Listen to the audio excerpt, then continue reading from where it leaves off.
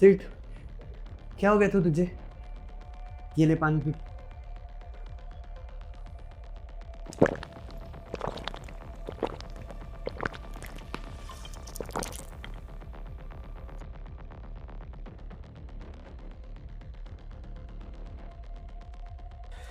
ये कैसे हुआ? वो थोड़ी घबराहट में मैंने ज़्यादा स्क्रैचेस मार दिए। ठीक है, मैं पट्टी लगा देता हूँ।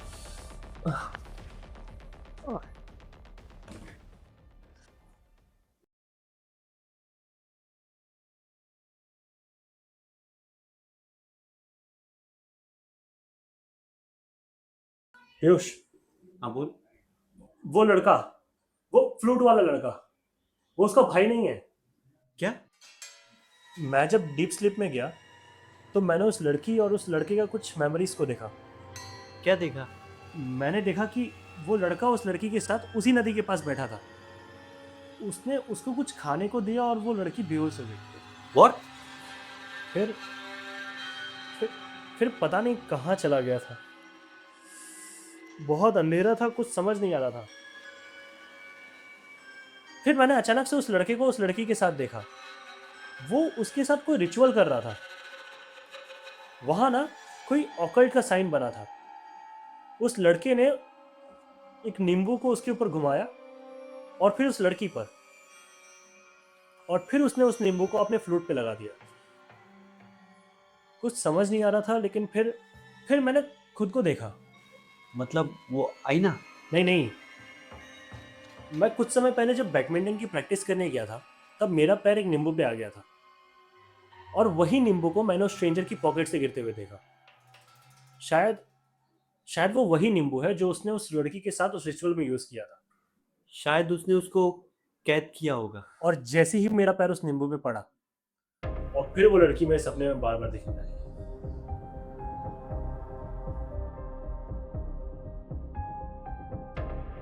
क्या हुआ?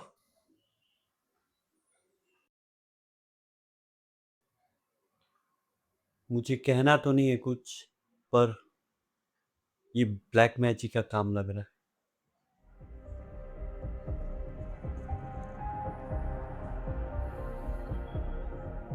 एक और बात, क्या? वो लड़की मुझे दिखी, वो बहुत अजीब सी स्माइल कर रही थी, और उसने मुझे कहा कि प्लीज हम सबको छुड़ा लो।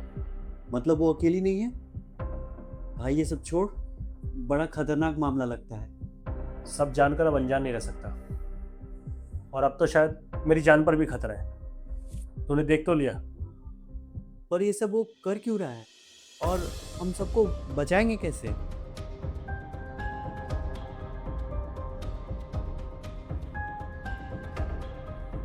इस चीज का जवाब तो वो लड़का खुद ही दे सकता है।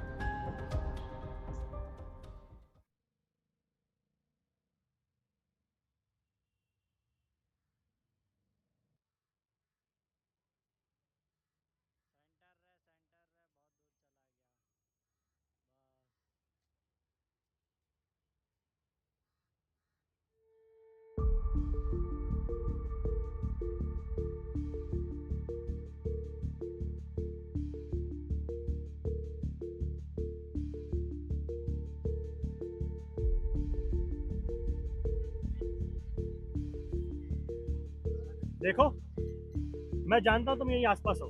मेरे सामने आओ।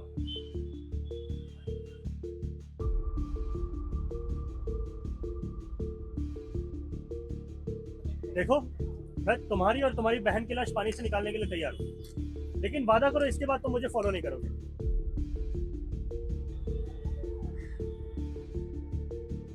क्या हुआ? ज़्यादा नाटक मत करो। मुझे पता है तुम ड्रीम रेलम में आए थे, पर किसी वजह से वहां से बच के निकल गए। फिर तो तुम्हें ये भी पता होगा कि मैं यहाँ क्यों आया हूँ। बताओ, क्यों किया ऐसा तुमने उस लड़की के साथ? तुम्हें पता है, बचपन में तुम और तुम्हारी बहन गांव के तालाब पे खेलने जाते थे। तुमने उसे खेल खेल में पानी में तैरने के लिए धक्का मार दिया। वो बेचारी चीखती रही, चिल्लाती रही। ये सब किसकी वजह से हुआ? वो सब बचपन की बात है, मैं उस समय काफी छोटा था। उससे कोई फर्क नहीं पड़ता।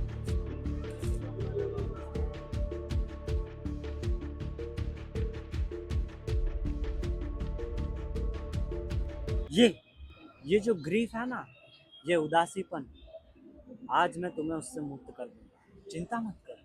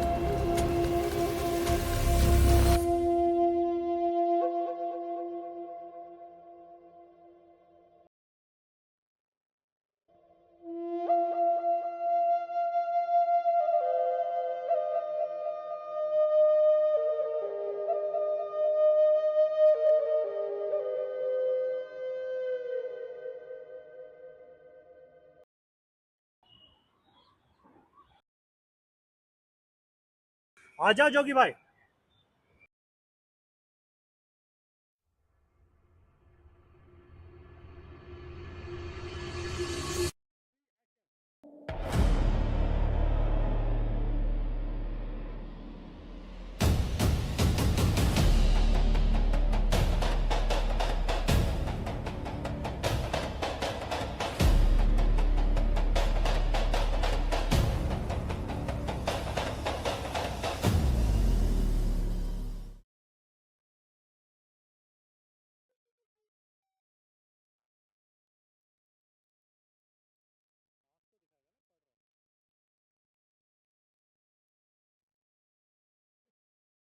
सु सु सु पर आपने तो चप्पल पहनी है। हैं?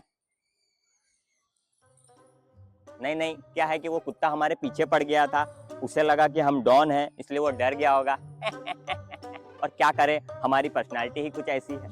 पर आप ऐसे क्यों बात कर रहे हो? अरे नहीं नहीं, वो मैं एक शादी करवा के आ रहा हूँ। आप शादी भी करवा लेते हो? हाँ तो उसमें कौन सी बड़ी बात है, लोगों को कहाँ मंत्र समझ में आते हैं, सिर्फ रिदम ही तो पकड़ना होता है। मतलब फ्रॉड है साइड इनकम। अरे सिद्ध भाई, ये क्या हुआ? अरे यही बताने तो मैंने आपको यहाँ बुलाया है। यहाँ बैठो। उस दिन क्या हुआ ना, आपने जब मुझे किताब दी उसके बाद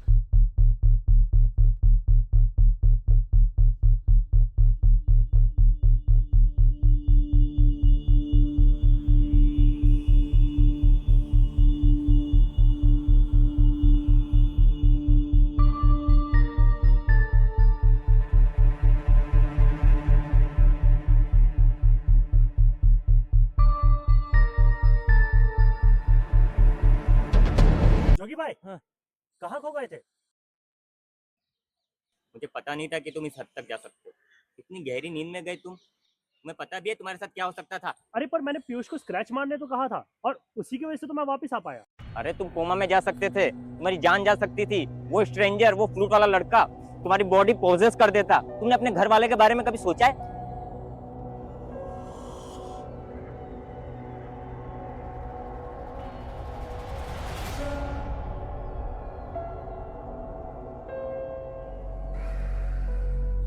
वो लड़की मुझे बार बार हेल्प के लिए कह रही थी, कैसे इग्नोर करता? और वो लड़की की फ्लूट तो मुझे यूं ही मार रही थी, तो मैंने बस एक लीप ऑफ फेथ ले लिया। अब जोगी भाई आगे क्या करना है, ये सब जान के हम इग्नोर तो नहीं कर सकते ना, कुछ करना तो पड़ेगा।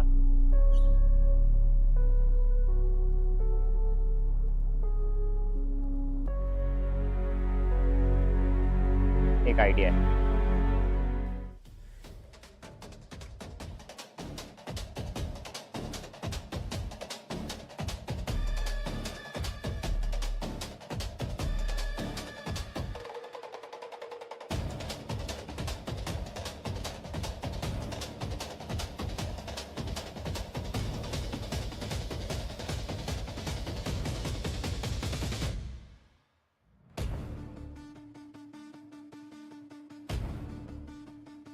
देखो उस फ्लूट को छोड़ दो, मैं तुम्हें फॉलो नहीं करूंगा। फ्लूट को छोड़ दो वरना अच्छा नहीं होगा। फ्लूट को छोड़ दो।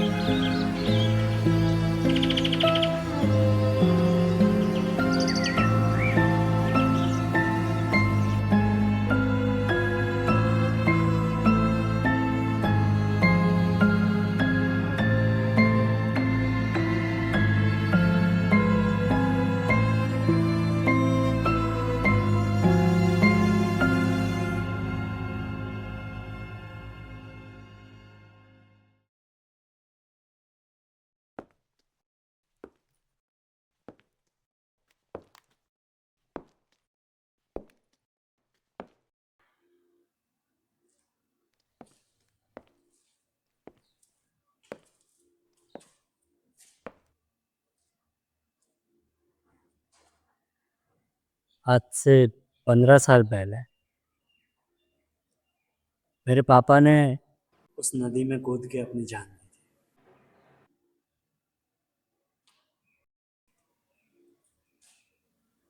वो डिप्रेशन और स्ट्रेस से काफ़ी परेशान थे। मैं तब बहुत छोटा था।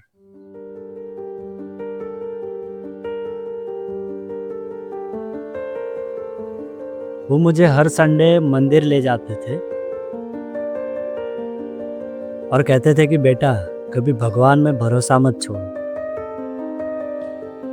फिर एक दिन बिजनेस में लॉस हुआ और समाज में उनकी बहुत हंसी हुई। वो ये सब ज़्यादा सह नहीं पाए और मुझे लगा कि वो भगवान के घर गए और थोड़े ही दिनों में वापस आ जाए, पर वो कभी नहीं आया। जब बड़ा हुआ तो पता चला कि स्ट्रेस और डिप्रेशन उनको खा गया। पर मैंने देखा कि आसपास हर इंसान इसी चीज़ की वजह से परेशान है। मरना तो चाहता है पर साला फट्टू है, इसलिए कभी कुछ कर नहीं पाता है। कभी कभी ये भी सोचता है कि अरे कायर लगूंगा। फिर आखिरकार मुझे पता चला कि इन सारी चीज़ों में गलती किसकी है।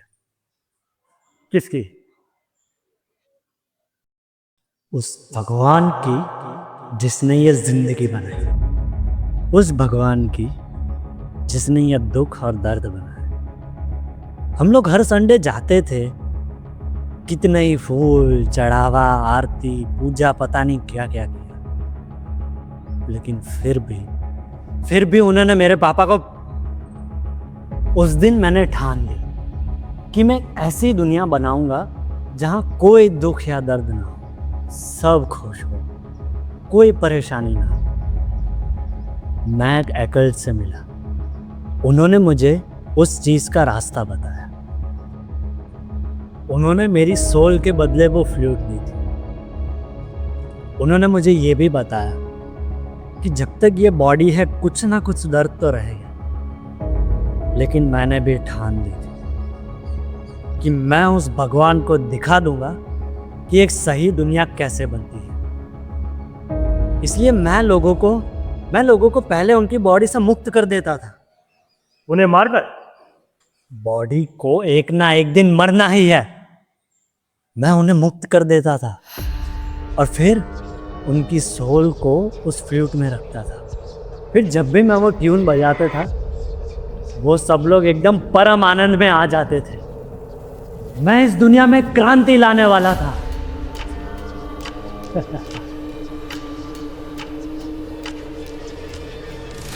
पर तुमने उस क्रांति को रोक दिया। जितनी भी सोल मुक्त हो गई, जितनी भी सोल इस क्रांति में जुड़ने से रह गई, उसके जिम्मेदार सिर्फ तुम हो। उनके दुख के जिम्मेदार सिर्फ तुम हो।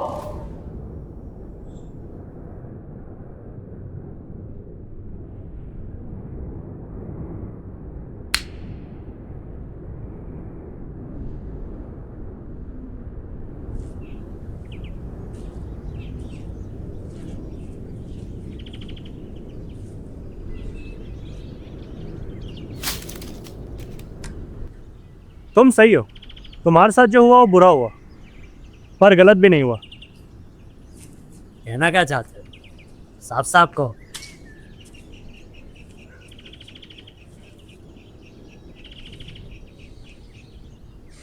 तुमने कहा तुम्हारे पापा मंदिर जाते थे, पूजा वगैरह करते थे, और उन्हीं भगवान ने जो दुख दिया उसकी वजह से वो मर गए। तुम्हें नहीं लगता तुम्हारे पापा कायर और भगोड़े किस्म के आदमी थे? मेरी जबान संभाल के बात करो। परेशानी किसकी जिंदगी में नहीं है? कौन है जो सब पाकर भी खुश है और जो है उसी में खुश है?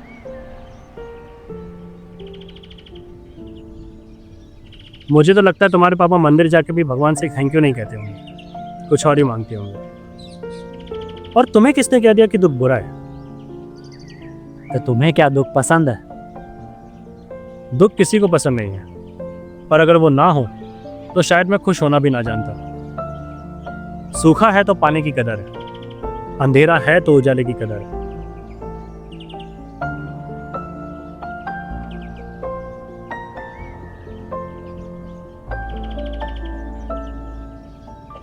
और रही बात भगवान की, तो तुम्हें किसने कह दिया कि उन्होंने दुख दिया? उन्होंने ही ये दुनिया बनाई है, उन्होंने ही ये सब दुख और दर्द बनाया है, ये उन्हीं की गलती है। जिनसे मैं सीखा हूं उनके हिसाब से तो अंधेरा है ही नहीं, सिर्फ उजाला ही उजाला है। अंधेरा लगता है क्योंकि आंखें बंद है। आंखों को सिर्फ सपना अच्छा लगता है, इसीलिए आंखें बंद रहती है। आंखें खोलोगे तो सिर्फ उजाला ही उजाला दिखेगा। तुम्हारा इग्नोरेंस ही तुम्हारा दुख है और तुम्हारी अवेयरनेस ही तुम्हारा आनंद है। अपनी आंखें खोलो मेरे दोस्त।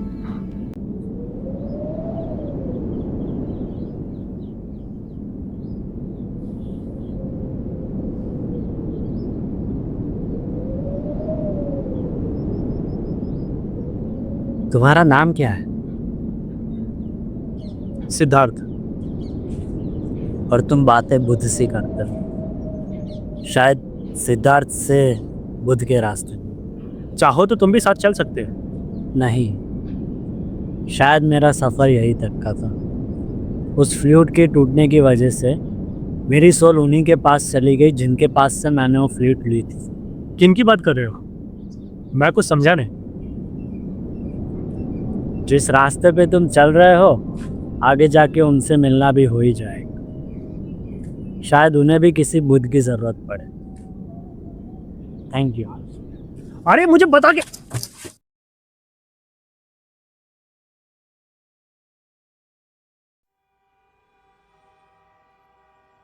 लगता है इसको सीपीआर देना पड़ेगा।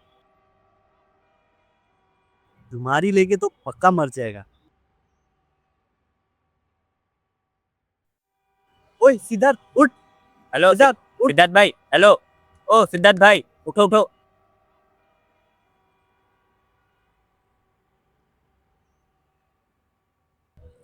ए जाग गया जाग गया। हाँ दिख रहा है मुझे।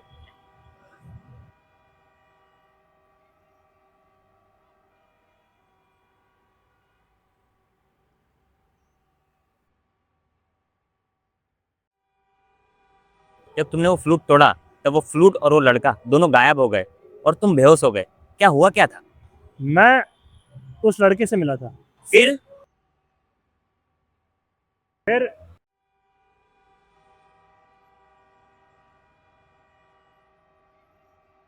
लंबी कहानी है, फिर कभी बताऊंगा। लेकिन ये जान लो कि जो भी था अब खत्म हो गया। सब शांत हो गए। वो सब छोड़, चल घर चलते।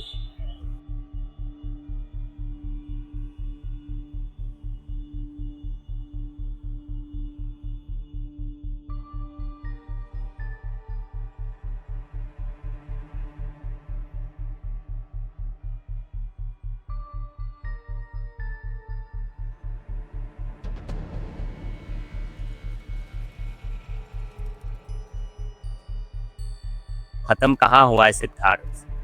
ये तो सिर्फ शुरुआत है एक बड़े खेल की। ओ जोगी भाई, हम्म। पानी में नहाने का प्लान है क्या? चलो घर चलो। आया।